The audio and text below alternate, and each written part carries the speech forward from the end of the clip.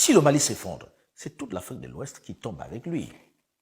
Il n'y a qu'à regarder les attaques qui se multiplient déjà dans le nord du Togo et du Bénin.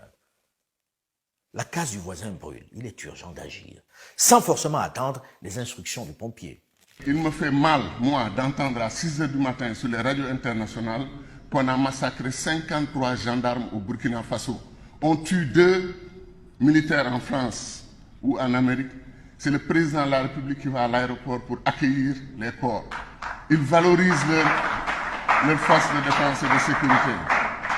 Ils valorisent leurs forces de défense et de sécurité. Pourquoi nous, Africains, quel que soit votre pays, Somalie, Éthiopie, Sénégal, Gambie, Guinée, si vous entendez que 53 gendarmes burkinabés ont été massacrés, et vous savez comment ils les tuent, ils les égorgent, ils les massacrent, ils les brûlent.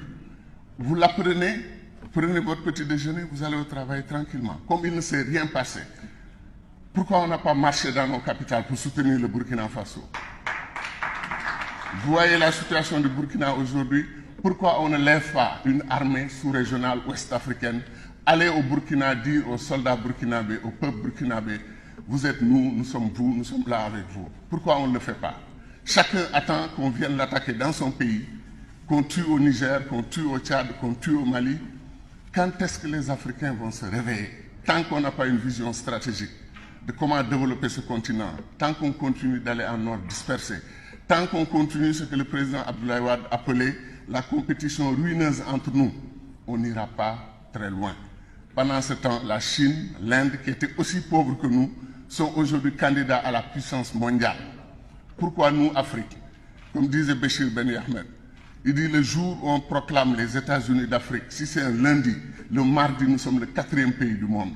Pourquoi nous ne voulons pas être le 4e pays du monde? Pourquoi nous attendons des classements 173e, 156e? Et c'est comme si nous aimons... C'est comme si nous sommes heureux dans le malheur. Il est temps de rompre avec ça. Ce n'est pas un débat entre afro-pessimistes, afro-optimistes.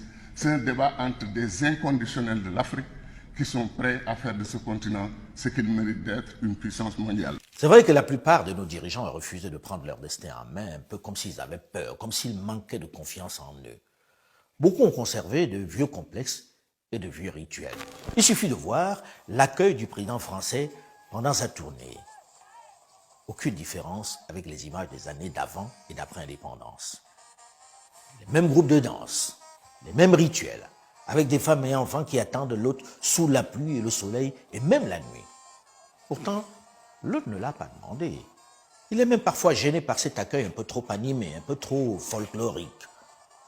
On parle d'hospitalité africaine. Amusant, non? Pourtant, c'est presque dans l'intimité, dans la plus grande discrétion, que ces chefs d'État africains sont reçus à Paris, Londres ou Washington, en présence d'une poignée de journalistes dans l'enceinte du palais. Pas de danseurs, pas de grands titres de journaux. Il faut dire qu'ils n'étaient pas toujours aussi reçus dans une telle indifférence du public. Comme l'illustrent ces images du président Amadou Ahidjo du Cameroun en mars 62, accueilli en grande pompe aux États-Unis d'Amérique. Admirez l'enthousiasme de cette immense foule qui l'acclame dans les rues de New York. C'était une autre époque bien révolue.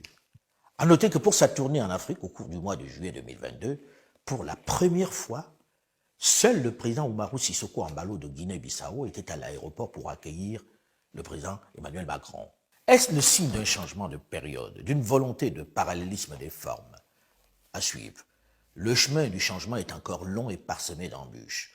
Aux jeunes, riches de leur savoir et de leur métissage, d'écrire leur propre histoire avec leur paradigme, avec leur code. Une chose est certaine, l'Afrique ne sera plus jamais la même. Elle refuse la condescendance, les leçons de morale et les modèles imposés. Elle a raison. Mais pour cela, il faut se faire entendre et se faire respecter par des positions claires et cohérentes, par des propositions et des stratégies concrètes. Cela ne signifie pas qu'il faut se fermer, non. Au contraire, on doit pouvoir discuter avec nos partenaires en oubliant définitivement l'idée que notre salut passera par un autre, en bannissant définitivement l'idée qu'une puissance étrangère viendra encore installer son diktat. Les Russes ne sauraient remplacer d'autres. Ils peuvent être des partenaires, mais il ne s'agit pas d'en faire des maîtres. Il ne s'agit pas de savoir s'ils sont meilleurs ou pas. Il s'agit de savoir ce qu'ils peuvent apporter dans le respect et en respectant notre souveraineté et nos vieux partenariats. S'ils ne font pas une bonne offre, on leur tournera le dos. Pas besoin de brandir des grands drapeaux russes pour montrer son opposition à l'autre. Ceci donne la triste, la détestable, l'humiliante impression que l'Afrique a toujours besoin d'un maître. Non. On est ouvert à tout le monde du moment où c'est bénéfique pour le continent. Et la France fait partie des partenaires. À elle de changer de discours et de paradigme. Mais vous, jeunes, devez répondre à une question, celle qui forcera le respect. Si les autres, pourtant moins nombreux, s'intéressent tant à notre Afrique, s'ils déploient tant d'énergie, s'ils élaborent tant de stratégies pour installer leur influence sur notre continent, qu'est-ce qui nous empêche de nous unir, de nous organiser pour être les premiers acteurs, les maîtres de notre destin? Vous en avez les moyens. Il s'agit de passer de la parole à l'action. Dénoncer, c'est bien. Construire, c'est encore mieux. Je voudrais vous remercier pour votre soutien constant et votre fidélité à ma chaîne YouTube, Alain Foka Officiel, qui connaît un réel développement, même si je vous souhaite encore plus nombreux pour faire vivre cette chaîne qui se veut une tribune du narratif africain. Pensez à liker si vous avez aimé. Et surtout, n'oubliez pas de vous abonner. C'est gratuit.